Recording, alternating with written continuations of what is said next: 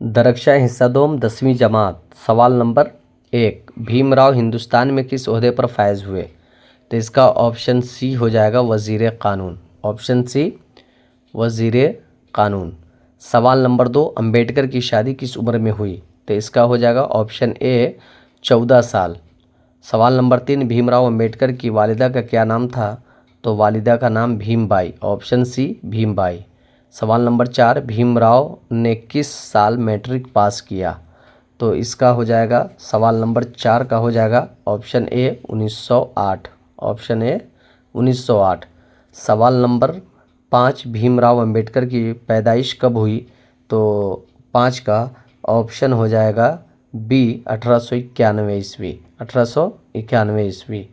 सवाल नंबर 6, भीमराव किस जात से ताल्लुक़ रखते थे? तो इसका हो जाएगा ऑप्शन बी 6 का हो जाएगा ऑप्शन बी महार ख़ानदान से।